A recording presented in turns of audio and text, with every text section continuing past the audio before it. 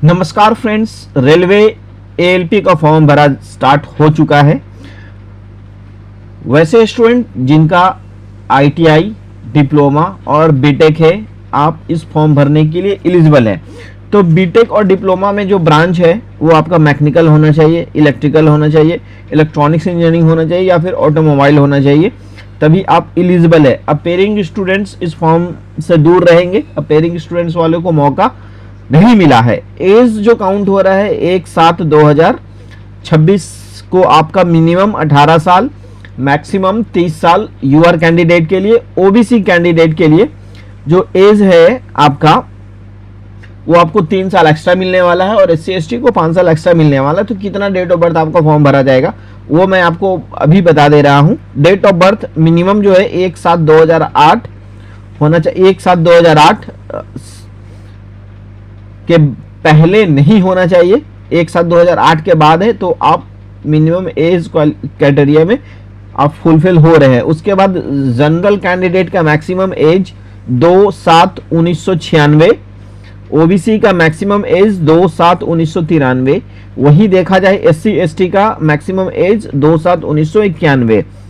OBC से अब आपने जब एज रिलेक्शन ले लिया, फिर ओबीसी का बेनिफिट लेना है तो आपके पास ओबीसी बना होना चाहिए सेंट्रल लेवल का। अगर आप बिहार के स्टूडेंट्स हैं तो आपका जो ओबीसी है उस पे सीरियल नंबर जो होगा BOBCCO से होगा। इस टाइप से आपको दिखेगा जैसा स्क्रीन पे आपको दिख रहा है।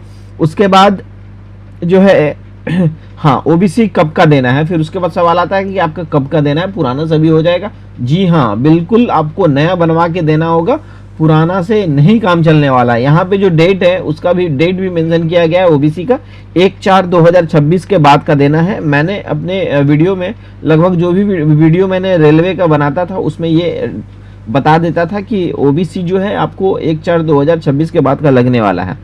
ईडब्ल्यूएस जो है 25/26 का होना चाहिए और जिसका बनने का जो डेट है 14/6 यानी फॉर्म भरने के पहले का डेट का होना चाहिए। एप्लीकेशन डेट एंड से पहले का होना चाहिए। शॉर्ट नोटिफिकेशन था, मैंने बता दिया। अब कितना फॉर्म मैं डेली भरता हूँ एएलपी का वो मैं अभी बता दे रहा हूँ और ये बता दूंगा किस किस बोर्ड में कितना सीट है वो आप देख लीजिए। हमारे इस पे स्क्रीन पे दिख जाएगा। देखिए, अहमदाबाद टोटल 147 सीट है जिसमें यूआर का 62, ईडब्ल्यूएस का 14, ओबीसी का 38, एससी का 22, एसटी का 11, टोटल 21 बोर्ड है भारत में। रेलवे का 21 बोर्ड है एएलपी का, जिसमें एलपी का रिक्रूटमेंट चालू है। अहमदाबाद टोटल 147। उसके बाद अजमेर आता है। अजमेर में टोटल 718, एसटी का 59, एससी का 115, ओबीसी का 174, ईडब्ल्यूएस का 52 और यूआर का 318। वही देखा जाए नीचे फिर आते हैं तो प्रयागराज में जनरल का 346, 59 हो गया, ईडब्ल्यूएस का 107, ओबीसी का, एससी का 60, एसटी का 38 और यहाँ पे टोटल 610 सीट हो जाता है। उसके बाद बेंगलुरु में आते हैं तो बेंगलुरु में 80 सीट है यूआर का, 20 सीट ईडब्ल्यूएस का, 54 सीट ओबीसी का, एससी का 31, एसटी का 15 और टोटल 200 सीट है। आपके सामने स्क्रीन पे डेटा है, आप स्क्रीनशॉट ले सकते हैं। स्क्रीनशॉट लेके अपने पास रख लीजिएगा क्योंकि ये डेटा जो है ऐसा आपको कहीं नहीं मिलने वाला है, क्योंकि इसमें सारा बोर्ड का मैंने एक साथ कर दिया है और ओबीसी का कितना सीट है, ईडब्ल्यूएस का कितना है, एससी एसटी का कितना है, वो सारा मतलब एक साथ कैलकुलेट करके आप लोगों को दिखा दो, जिससे आप फॉर्म भरने जाएंगे तो आपको आइडिया लग जाएगा कि ओबीसी में कितना सीट है। देखिए, सबसे ज्यादा जो सीट है ओबीसी में मैं दिखा दे रहा हूँ कहाँ पे सीट है। पहला सबसे ज्यादा ओबीसी सीट है मुंबई में 380, उसके बाद रांची और जस्ट उसके बाद सिकंदराबाद 290। ये 3 जगह ओबीसी का सीट जो है वो लगभग 300 के आसपास है। मुंबई में 380, रांची में 363, सिकंदराबाद में 290 और उसके बाद देखा जाए तो 174 अजमेर में, ये भी काफ़ी अच्छा है। और उसके बाद भोपाल में 123, 164 गुवाहाटी। और वही देखा जाए जनरल का सीट, जनरल में आप सबसे मैक्सिमम जो सीट है भुवनेश्वर में 548 और सबसे पहले सबसे ज़्यादा जो है सिकंदराबाद में 625, उसके बाद 548 भुवनेश्वर में और उसके बाद 472 रांची में। मतलब जनरल का सीट जो है कोलकाता में भी 415 सीट है। मतलब जनरल का सीट जो है, अगर आप ईडब्ल्यूएस से हैं और आप ईडब्ल्यूएस बना हुआ है और आपका जनरल सीट, मतलब दोनों सीट पे आप फाइट कर सकते हैं, ये फ़ायदा हो जाता है। और ओबीसी वाले का भी इसी तरह का सेम, अगर आप नंबर आप अपना मैक्सिमम लेके आ जाते हैं तो ओबीसी के जनरल वाले सीट पे भी आप फाइट कर सकते हैं।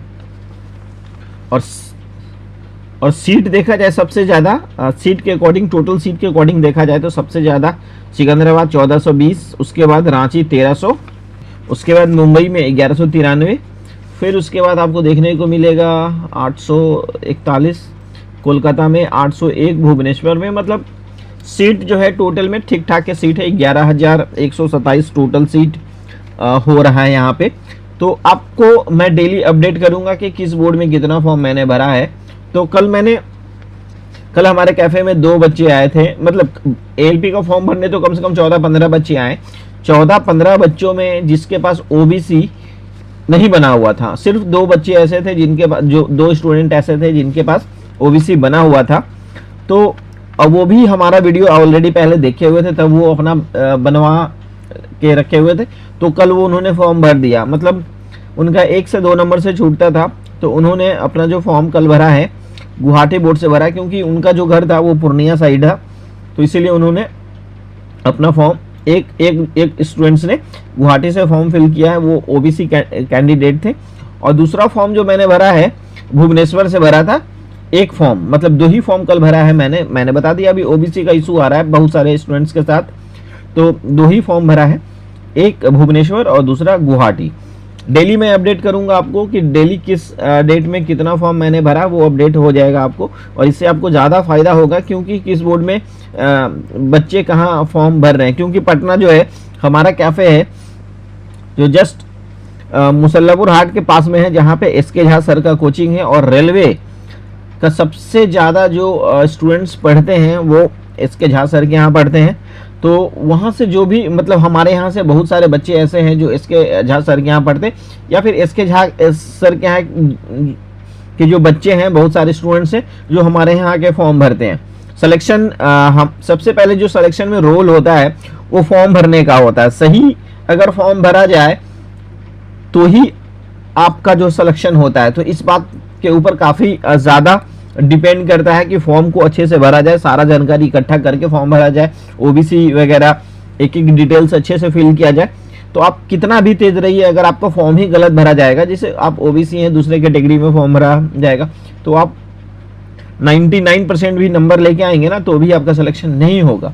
तो इसलिए पहला आपके पास जो होगा वो होगा, आप अपना फॉर्म काफ़ी अच्छे से भरिए, कोई बिना कोई गलती का, एक चीज़ बारीकी अच्छे से देख लीजिए तब। और वैसे कैफे में भरिए जो मतलब रेलवे का कंटिन्यू फॉर्म भर रहे हैं और जिनको जानकारी हो, नहीं तो आपका जो फॉर्म है गलती कर दे। बहुत सारे यहाँ पे ये गलती कर देते हैं, ईबीसी वाला जो कॉलम है रेलवे में, ईबीसी का जो कॉलम दिया जाता है उसमें बहुत सारे बच्चे जो ईबीसी कैटेगरी बिहार में आते हैं, एक्सट्रीमली बैकवर्ड क्लास, और यहाँ पे रेलवे में जो ईबीसी है वो इकोनॉमिक बैकवर्ड क्लास, इसमें बच्चे कंफ्यूज करके फॉर्म अपना गलती कर लेते हैं और वो सिलेक्शन से सीधा हाथ धो देते हैं। तो ऐसा गलती नहीं करना है। कोई भी सवाल हो रेलवे से, एएलपी से रिलेटेड, मैं जो है आपको बता दूंगा, गाइड कर सकता हूं। कमेंट उसके लिए आपको करना होगा। और आप अगर चाहते हैं कि भैया एक रेलवे का फॉर्म फिल करके आप लेके आ जाइए, तो वो मैं कर सकता हूं आपके लिए, कि एक टोटल रेलवे का फॉर्म जो है भर के ला दूं, और आपको पता चल जाएगा कि लाइव फोटो कैसे देना है, सिग्नेचर कैसे अपलोड करना है, ओबीसी जो है वो कैसे अपलोड करना है, एससी एसटी कैसे अपलोड करना है, रेलवे का पास कैसे अप्लाई करते हैं, वो सारा चीज़ आपको फॉर्म भरने में आपको मैं बता दूंगा। तो जनरली ये शॉर्ट इंस्ट्रक्शन था जो मैंने आप लोगों को बता दिया, बोर्ड वाइज, सीट के वाइज। तो ऐसा ही अपडेट्स के लिए चैनल को सब्सक्राइब ज़रूर कर लीजिएगा। हमारा अपडेट अभी इसका 14 जून तक लास्ट डेट है, शायद 14 जून तक आपको अपडेट मिलने वाला है हमारे से। Thank you, good luck.